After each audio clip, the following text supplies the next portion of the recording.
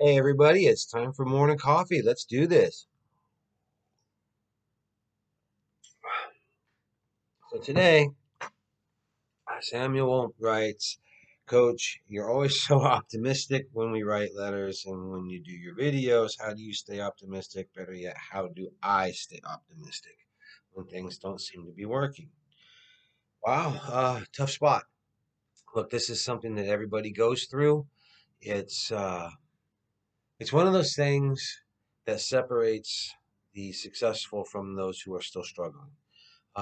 That ever present optimism of the people who make it is sometimes natural, but usually requires some effort. Uh,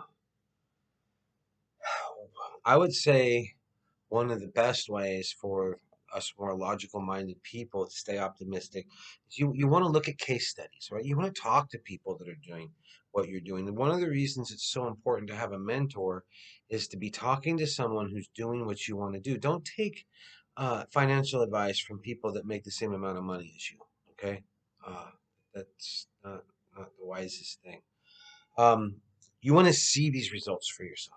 You want to make it real. Make it. The more real you make it for yourself, the easier it is to remain that belief. Now, the key to remaining optimistic, if you ask me, honestly, it is all about your reaction to whatever happens. There's a great story. I love telling this story. Let's talk about the Teos farmer. If you've already heard the Teos farmer story, you can fast forward to the end. Anyway, the story of the Teos farmer. One day, a farmer, his son were using a horse to plow a field, and everything was going great. And they stopped for lunch, but the farmer left the gate open, and the horse ran away. And so he came out and he looked, and his son looked, and the horse was gone, and they had no way to plow their field. So they went and they did some tasks that they could do, and their neighbors came over that night with all kinds of grief gifts. Um, and they were lamenting and talking about how unfortunate it was their horse left, and now they can't plow the field, and now they're going to lose everything. And the farmer looked at them thoughtfully, and he said, maybe not. Let's see how this actually works out. So the next morning, the farmer and his son are out working, and they're doing the jobs that they can do. And the horse, who has been out frolicking with wild horses, decides that wild horse food is not for him. So he goes back to his farm, and behind him come 11 mares.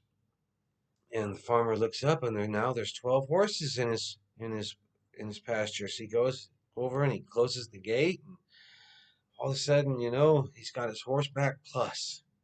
That night, all of the neighbors come over, and they bring gifts of joy and gifts of gratitude. And they all say how fortunate the farmer is. Look, now you've got enough horses that you could breed them and sell them all over the land and become very wealthy. And the farmer looks at them thoughtfully, and he thinks, and he says, let's see.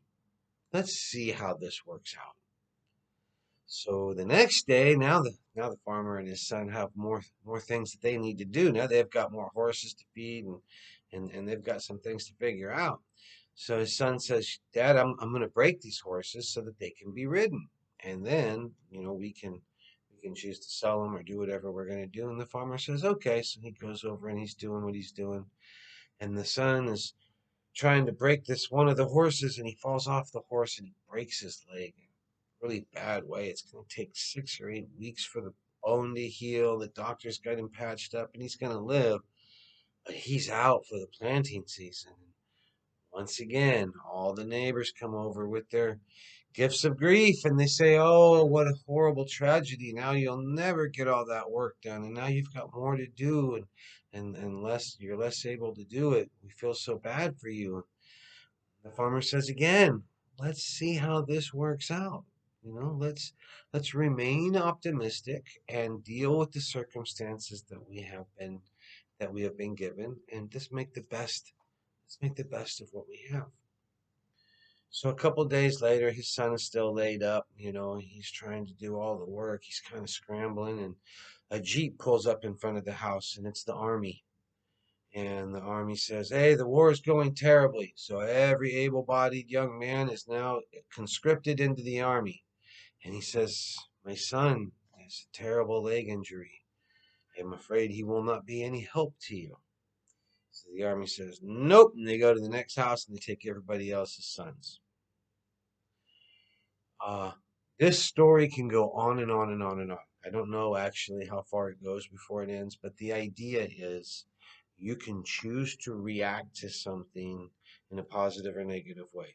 You can be given a great gift and not see that it's a great gift and just use it to make that day a happy day, to just be okay. And you can take out the great tragedies and the great setbacks and the obstacles that you will no doubt encounter during this journey. You can take those and take the pain out of them by saying, okay, this is simply teaching me something I need to learn. This is showing me a skill I need to develop. That is really the key to remaining optimistic. Just don't let these things get you down. Stop judging things as being intrinsically good or bad and see them as what they are, simply a need for education or a need for a tool or a need for a skill.